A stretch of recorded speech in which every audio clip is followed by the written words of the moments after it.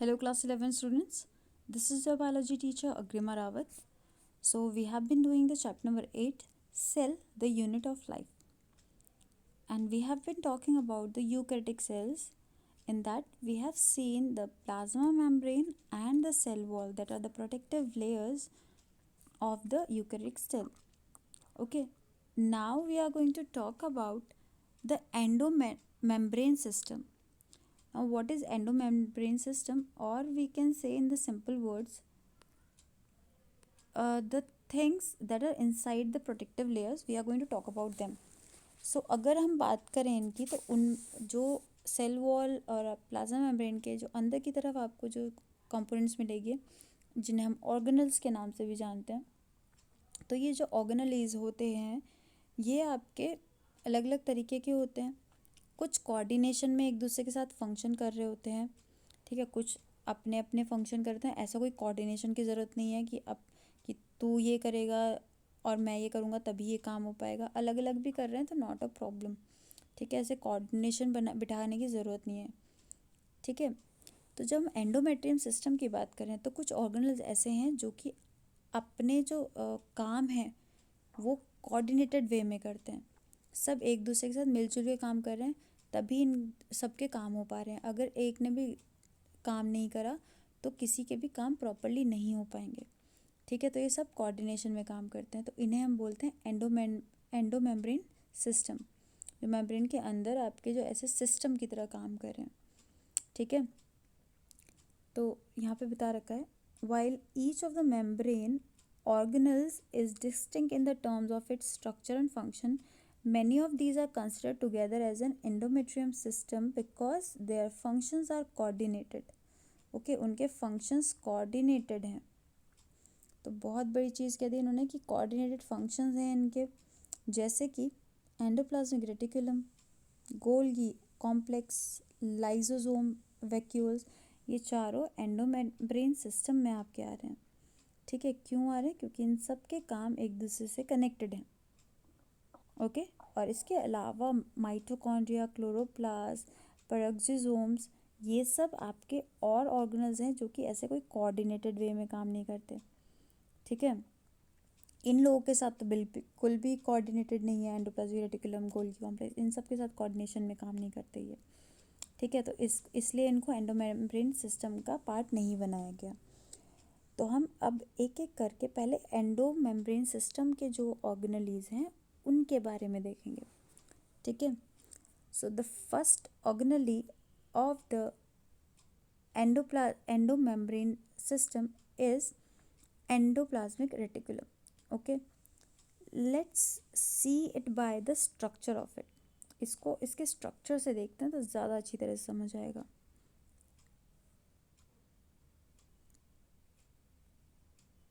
Okay, let us see it here. So this is the nucleus. ये जो आपको brown colour दिखाई दे रहा है, this is the nucleus. Okay, so the nucleus, outside the nucleus you can C a structure. ये जो folded, जैसे कि मान लो एक पर्दा है, ठीक है. एक स्ट्रेट पर्दा था, उसको आपने घुमा दिया, ऐसे से कर दिया, कुछ इस तरीके से हो रखा है ये, ठीक है.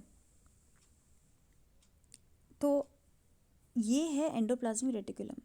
ये जो ट्यूब लाइक स्ट्रक्चर्स हैं ये कुछ आपके ट्यूबुलर स्ट्रक्चर्स हैं, ठीक है, जो फैल रखे हैं पूरे में, कुछ इस तरीके से न्यूक्लियर एनवेलप है उसके साथ अटैच हो रखे हैं, और कुछ ऐसे करके पूरे में फोल्ड हो के फैल रखे हैं और अटैच हो रखे हैं.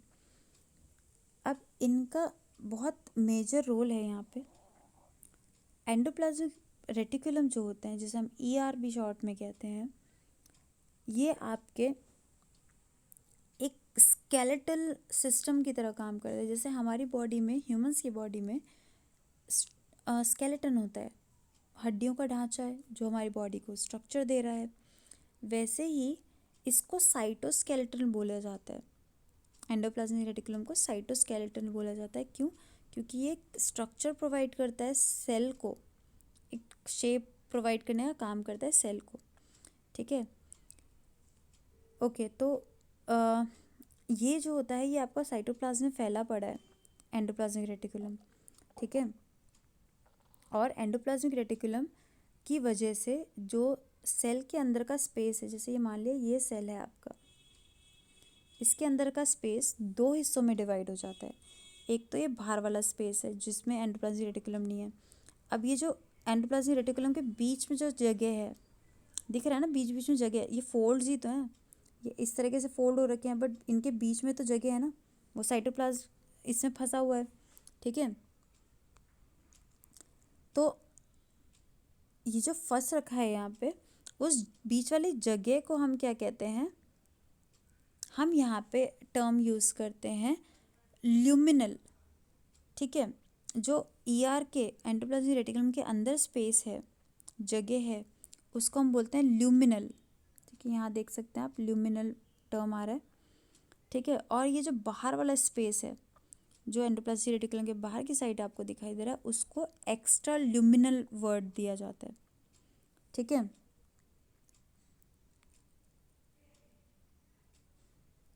ओके,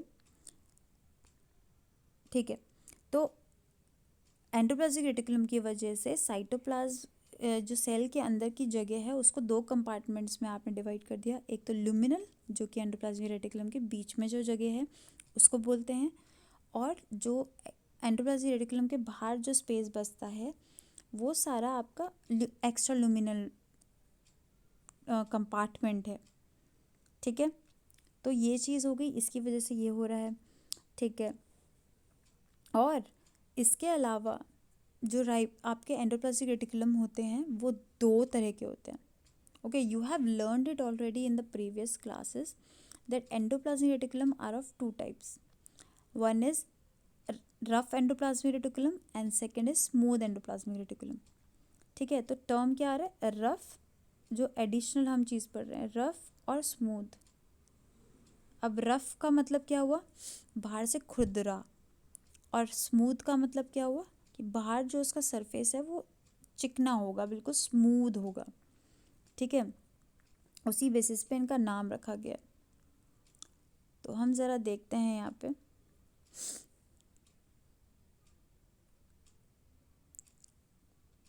ज़रा यहाँ पे देखिए, एंडोप्लाज्मिक रेटिकुलम के ऊपर कुछ छोटे छोटे दाने लगे हुए हैं। ठीक है, छोटे छोटे दाने से लगे हुए हैं, आपको दिख रहा होगा। तो ये जो छोटे छोटे बॉल्स आपको येलो बॉल्स दिखाई दे रहे हैं, दीज आर द राइबोसोम्स। ये क्या है, राइबोसोम्स। राइबोसोम्स क्या होती हैं, ये प्रोटीन फैक्ट्रीज हैं। ठीक है, राइबोसोम प्रोटीन बनाने का काम करती हैं, आपने प्रोकैरियोटिक सेल में भी देखा था।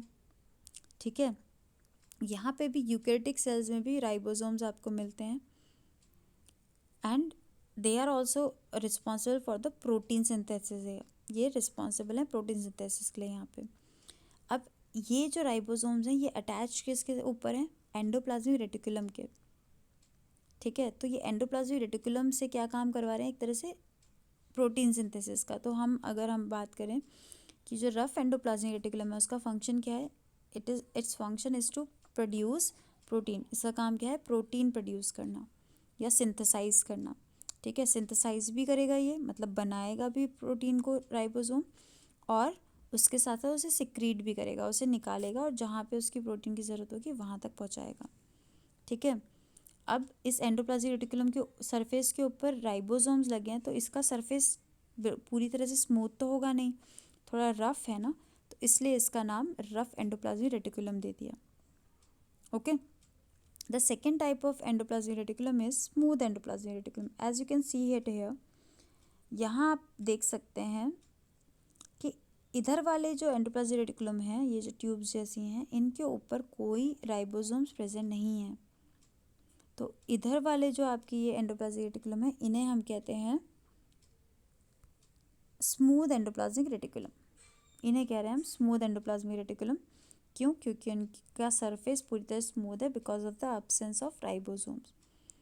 अब इनका फंक्शन क्या होगा, एंड जो रफ एंडोप्लाज्मिक रेटिकुलम थे उनके ऊपर तो राइबोसोम प्रेजेंट था, तो उनका फंक्शन भी प्रोटीन सिंथेसिस था। इनके ऊपर कोई राइबोसोम्स प्रेजेंट नहीं है, बट इनका एक फंक्शन होता है, इनका फंक्शन होता है लिपिड सिंथेसाइज करना। ठीक है, लास्ट उसमें मैंने प्लाज्मा मेम्ब्रेन जब पढ़ा रही थी तब मैंने आपको लिपिड बताया था कि वहाँ पे उसके स्ट्रक्चर में लिपिड प्रेजेंट होता है। वो बन कहाँ रहा है, यहाँ पे एंडोप्लाज्मिक रेटिकुलम बना रहा है, ठीक है। और लिपिड होते क्या हैं, एक तरह के नेचुरल ऑयल, वैक्स वगैरह, ये सब लिपिड्स के अंडर में आते हैं, मतलब फैट्स जो होते हैं वो सब लिपिड्स हैं, ठीक है। तो यहाँ पे लिपिड बनेगा, बात समझ आई। जो आपके एनिमल सेल्स होते हैं, ठीक है, स्पेशली एनिमल सेल्स, वहाँ पे स्टेरॉयडल हार्मोन्स भी बनाते हैं, एस ई आर मतलब smooth endoplasmic reticulum. Steroidal hormones क्या होते हैं, ये जो आपके सेक्स ऑर्गन से निकलने वाले हार्मोन्स हैं, जैसे कि एंड्रोजन, मेल हार्मोन्स आपने पढ़े होंगे ना, मेल फीमेल हार्मोन्स, प्रोगेस्टेरॉन, ये सब स्टेरॉयडल हार्मोन्स हैं, ठीक है। तो ये कौन बनाने का, सिंथेसाइज करवाने में कौन हेल्प करेगा, एस हेल्प करता है। तो लिपिड्स बनाएगा और स्टेरॉयडल हार्मोन्स बनाता है स्मूथ एंडोप्लाज्मिक रेटिकुलम।